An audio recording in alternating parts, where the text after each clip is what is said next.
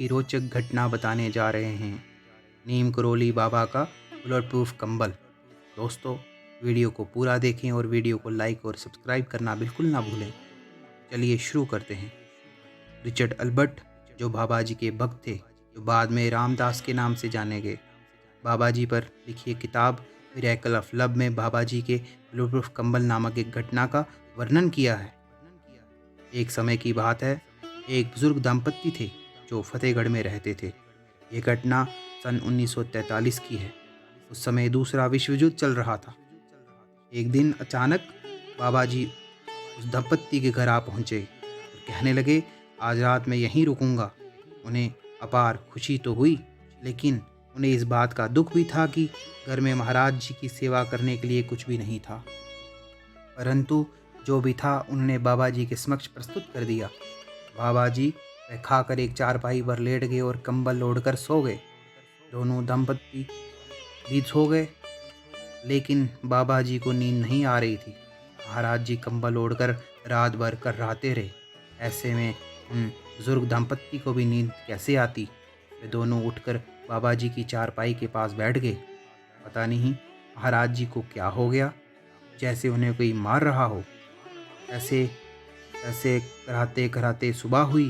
सुबह बाबा उठे और कंबल को लपेटकर उन्हें देते हुए कहा, इसे गंगा जी में फेंक आओ। पर वह बोला, बाबा जी बाद में फेंक आऊँगा। बाबा जी बोले, नहीं, अभी जाकर फेंक आओ। जाते समय ऐसे लग रहा था जैसे कंबल में लोहा हो। फिर वो जाकर कंबल को फेंक दिया।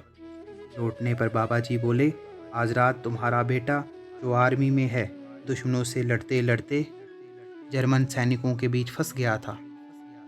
उस पर बहुत गोलियां बरसाई गई और वो गोलियां मेरे कंबल में आ गई थी। इतना कहने पर बाबा जी ने कहा, तुम्हारा बेटा ठीक है। बाबा जी ने जाते जाते कहा, वो जल्द लौट आएगा। पर उस भक्त ने बाबा जी पर विश्वास नहीं किया। मन में सोचने लगा, ऐसा कैसे हो सकता है, बाबा जी ऐसे कैसे बोल सकते हैं। परंतु समा बीतता गया। लगभग एक माह बाद बुजुर्ग दंपत्ति का इकलौता पुत्र, जो दूसरे विश्व युद्ध में बर्मा फ्रंट में था, लौट आया। वह ब्रिटिश फौज में सैनिक था। उसने घर आकर कुछ ऐसी कहानी बताई जो कि किसी को समझ नहीं आ रही थी। उसने बताया कि करीब 1 महीने भर पहले एक दिन वह दुश्मन फौज से गिर गया था। रात भर उन्होंने गोलियां चलाई। उसके सारे साथी मारे गए, लेकिन वह अकेला बचा। उसने बताया कि उस रात एक बाबा जो कि कंबल लेकर मेरे आगे सारी रात खड़े रहे और मुझे कुछ भी नहीं हुआ।